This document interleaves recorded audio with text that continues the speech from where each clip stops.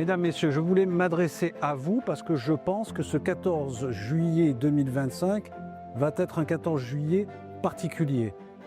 Le 14 juillet pour notre nation et pour nous tous, Françaises, Français, c'est un jour un peu particulier. C'est le jour où on célèbre notre liberté et notre indépendance. Et je souhaitais y associer la thématique de la souveraineté numérique, qui est un sujet qui m'est particulièrement cher. Et puis, vous allez en entendre parler, il va y avoir de grandes annonces de la part du président de la République et il me paraissait opportun d'associer à l'occasion de ces grandes annonces également un appel, cet appel du 14 juillet 2025. La souveraineté numérique, c'est un sujet absolument essentiel. Aujourd'hui, nous sommes totalement en dépendance des logiciels et des services cloud américains.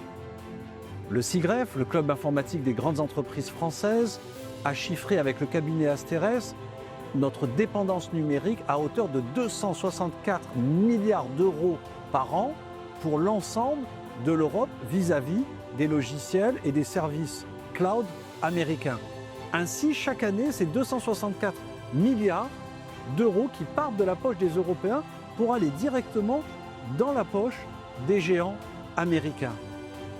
Cette dépendance, elle est colossale, ça représente en tout au moins 1 million d'emplois, peut-être même 2 millions d'emplois.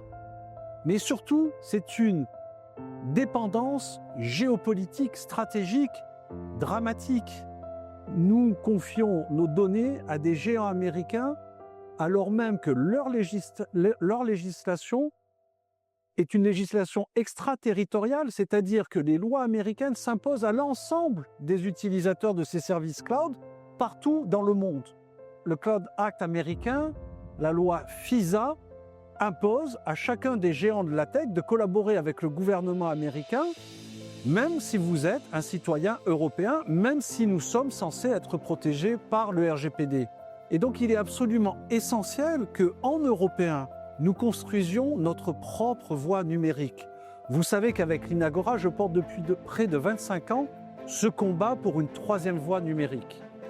J'ai été un de ceux qui a contribué à la création du comité stratégique de filière confiance numérique, logiciels et solutions numériques de confiance, que, avec le préfigurateur Michel Paulin, notre actuel président du CSF, et l'ensemble des membres de ce CSF, nous essayons de défendre l'idée d'un numérique français alternatif aux géants américains, aux géants chinois, et que tous ensemble, on essaie de créer sa troisième voie numérique. Je veux aussi dire que l'Inagora, depuis plus de 2 décennies, en tant qu'acteur majeur du logiciel libre, contribue par construction au développement de cette souveraineté numérique. Avec nos logiciels, avec nos services, nous mettons en œuvre concrètement un numérique non dépendant des GAFAM. L'open source, c'est la non-dépendance aux logiciels américains et aux GAFAM. C'est la réelle indépendance.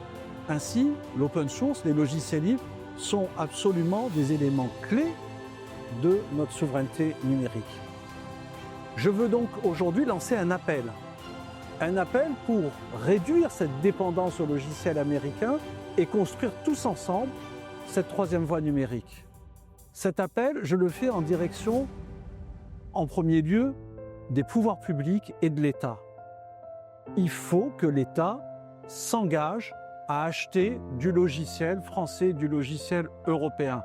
Nous avons besoin d'un État courageux, que les acheteurs publics, qu'ils soient acheteurs au titre des marchés ou acheteurs d'un point de vue directeur des systèmes d'information, aient le courage de choisir les acteurs français, les acteurs européens. Parce qu'on n'est pas plus mauvais que les autres. Sauf que si on ne nous donne jamais la chance de montrer ce qu'on est capable de faire, on n'aura jamais l'opportunité de grandir. Et ainsi, à chaque fois que vous achetez du logiciel américain, vous renforcez ces acteurs-là. Vous renforcez leur domination vis-à-vis des acteurs français et des acteurs européens. Osez investir dans les acteurs français et dans les acteurs européens. En particulier, choisissez des modèles de co-construction. Il ne faut pas que le contre-exemple de l'achat de logiciels américains, ça soit de faire tout par soi-même grâce à l'open source. Il ne faut pas que l'État, demain, devienne le concurrent des acteurs de la technologie française. Il faut qu'on fasse ensemble. Et donc, il faut qu'on initie de nouveaux modèles de co-construction, comme c'est le cas, par exemple, pour l'Inagora avec la Commission européenne.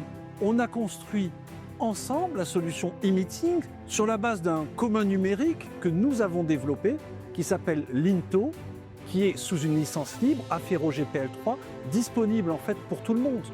Il y a la possibilité, il existe une possibilité de créer des communs numériques et de mutualiser l'investissement public à travers des acteurs tiers, comme l'Inagora, qui jouent le jeu sincèrement et qui jouent le jeu depuis un quart de siècle. Osons avoir confiance et travailler main dans la main ensemble plutôt que d'essayer de nous opposer. Et donc, ces schémas de co-construction sont tout à fait possibles.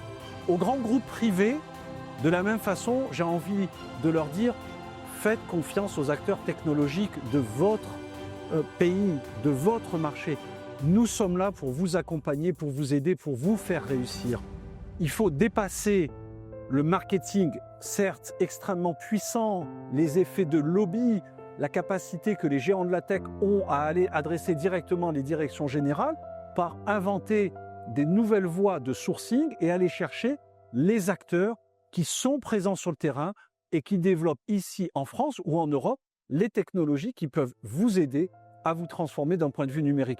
C'est particulièrement vrai dans le domaine de l'intelligence artificielle. On voit d'ailleurs avec plaisir tout un mouvement qui consiste à faire le choix de Mistral. C'est très bien. Néanmoins, ne mettons pas tous nos œufs dans le même panier, faisons en sorte de diversifier nos chaînes d'approvisionnement. Et il existe tout un tas d'entreprises de qualité dans le domaine de l'intelligence artificielle, dont notamment ce que font nos collègues, par exemple, comme Opsi, Playas, ou ce que fait l'Inagora. On collabore tous ensemble à travers cette communauté Open LLM France, qui est forte de plus de 1200 chercheurs et ingénieurs de recherche dans le domaine de l'intelligence artificielle. En France, nous avons des talents, nous avons su régulièrement dépasser les challenges qui étaient les nôtres. La France n'a aucune raison d'être déclassée de façon perpétuelle dans le domaine du numérique. Troisième message, je m'adresse à vous toutes et à vous tous. Vous avez un super pouvoir. Vous pouvez faire le choix de solutions souveraines. Vous avez tous, dans votre vie de tous les jours, ou à travers en fait vos responsabilités ou vos métiers, cette possibilité de faire le choix d'acteurs éthiques, responsables, durables, ce que nous on appelle la good tech, plutôt que d'aller acheter des solutions sur étagère qui proviennent des big tech. Alors effectivement, ça nécessite de la détermination, ça nécessite du courage, mais vous avez tous ce super pouvoir de développer cette troisième voie numérique. Si on s'y met tous, on arrivera à changer la donne. Ainsi, je nous souhaite à tous collectivement un 14 juillet 2025 fondé sur cette détermination et cette volonté de développer notre indépendance numérique. En 1789, ils ont été en mesure de développer leur liberté tout court, leur indépendance tout court. À nous de développer notre liberté et notre indépendance numérique. Merci.